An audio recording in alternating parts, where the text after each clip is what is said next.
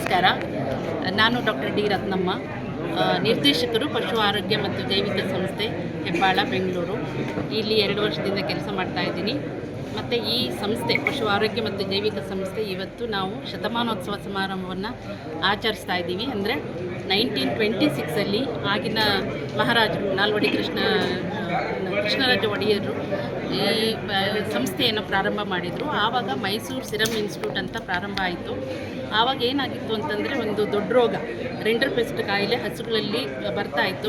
ಆ ರೋಗ ಬಂದರೆ ಜಾನುವಾರುಗಳು ತುಂಬ ಸಾಯ್ತಾಯಿದ್ವು. ಸೊ ಅದನ್ನು ನಿಯಂತ್ರಣ ಮಾಡೋಕ್ಕೋಸ್ಕರ ಹೈಪ್ರಿಮಿನ್ ಸೀರಮ್ ತಯಾರು ಮಾಡಿ ರಿಂಡರ್ ಪೆಸ್ಟ್ ಕಂಟ್ರೋಲ್ ಮಾಡಬೇಕು ಅಂತ ಈ ಸಂಸ್ಥೆಯನ್ನು 1926 ಜೂನ್ 5ನೇ ತಾರೀಕು ಕೃಷ್ಣರಾಜ ಒಡೆಯರು ಸ್ಟಾರ್ಟ್ ಮಾಡಿದರು. ಸೊ ಅಂದಿನಿಂದ ಈ ಸಂಸ್ಥೆ ದೊಡ್ಡ ರೋಗ ನಿರ್ಮೂಲನೆ ಆಗಲಿಕ್ಕೆ ಕಾರಣ ಆಗಿದೆ. ಮತ್ತು 1978 ಈ ಮೈಸೂರು ಸಿರಮ್ ಇನ್ಸ್ಟಿಟ್ಯೂಟ್ ಅಂತ ಏನಿತ್ತು, ಇದು ಆಮೇಲೆ ಪಶು ಆರೋಗ್ಯ ಮತ್ತು ಜೈವಿಕ ಸಂಸ್ಥೆ, institute of animal health and veterinary biologicals ಅಂತ ಅಂಡರ್ ಸೊಸೈಟಿ ಆ್ಯಕ್ಟ್ ರಿಜಿಸ್ಟರ್ ಆಗಿ ಆಟೋನಮಸ್ ಬಾಡಿಯಾಗಿ, ಆಮೇಲೆ ಈ ಬೇರೆ ಬೇರೆ ಹಸುಗಳು ಜಾನುವಾರುಗಳಲ್ಲಿ ಬೇರೆ ಬೇರೆ ಕಾಯಿಲೆಗಳು, ಈ ಬ್ಯಾಕ್ಟೀರಿಯಾ, ವೈರಲ್ ಡಿಸೀಸಸ್ ಕಾಯಿಲೆಗಳಿಗೆ ಲಸಿಕೆ ತಯಾರು ಮಾಡೋದಕ್ಕೆ ಪ್ರಾರಂಭ ಮಾಡಿತು. ಅತಿ ಮುಖ್ಯವಾಗಿ ಜಾನುವಾರಿಗೆ ಸಂಬಂಧಪಟ್ಟ ಲಸಿಕೆ ಒಂದು 10 ಲಸಿಕೆಗಳನ್ನು ತಯಾರು ಮಾಡ್ತಾ ಇದ್ದೀವಿ ಇಲ್ಲಿ ಪಶು ಆರೋಗ್ಯ ಮತ್ತು ಜೈವಿಕ ಸಂಸ್ಥೆಯಲ್ಲಿ.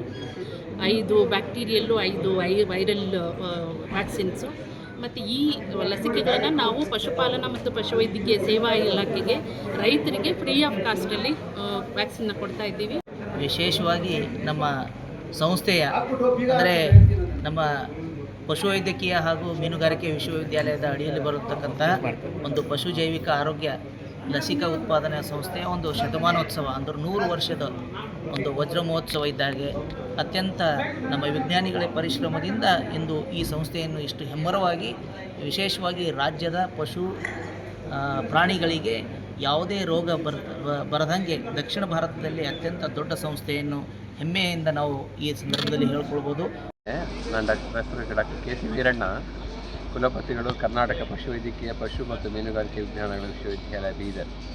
ಈ ದಿವಸ ನಮ್ಮ ಕರ್ನಾಟಕ ಪಶುವೈದ್ಯಕೀಯ ಮತ್ತು ಮೀನುಗಾರಿಕೆ ವಿಜ್ಞಾನಗಳ ವಿಶ್ವವಿದ್ಯಾಲಯದ ಪ್ರತಿಷ್ಠಿತ ಅಂಗಸಂಸ್ಥೆಯಾಗಿರ್ತಕ್ಕಂಥ ಪಶು ಆರೋಗ್ಯ ಮತ್ತು ಜೈವಿಕ ಸಂಸ್ಥೆಯ ಒಂದು ಶತಮಾನೋತ್ಸವ ಸಂಭ್ರಮದ ಕಾರ್ಯಕ್ರಮವನ್ನು ಆಚರಣೆ ಮಾಡ್ತಾ ಇದ್ದೀವಿ.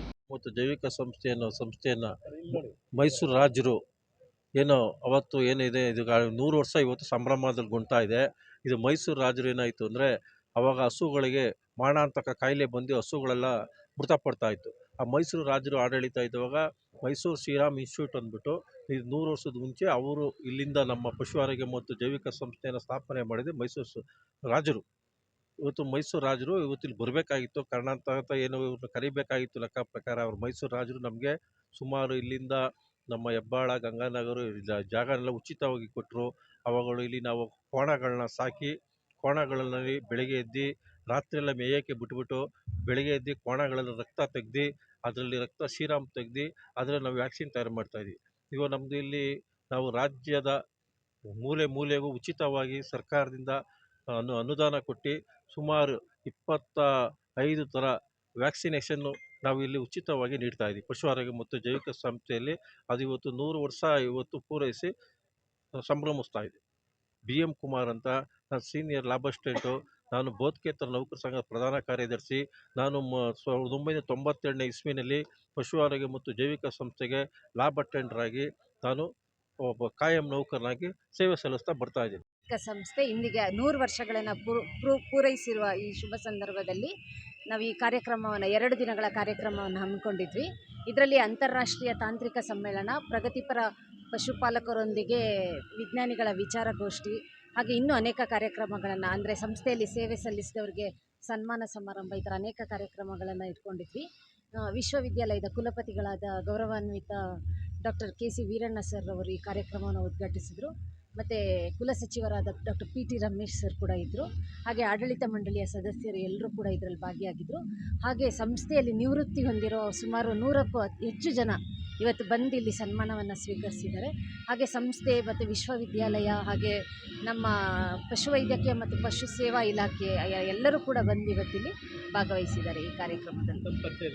ನಾನು ಡಾಕ್ಟರ್ ಅಮಿತಾ ಗೋಮ್ಸ್ ಅಂತ ಹೇಳ್ಬಿಟ್ಟು ಈ ಪ್ರಾಧ್ಯಾಪಕರಾಗಿ ಪಶು ಆರೋಗ್ಯ ಮತ್ತು ಜೈವಿಕ ಸಂಸ್ಥೆಯಲ್ಲಿ ಕೆಲಸ ನಿರ್ವಹಿಸ್ತಾ ಇದ್ದೀನಿ. Thank you.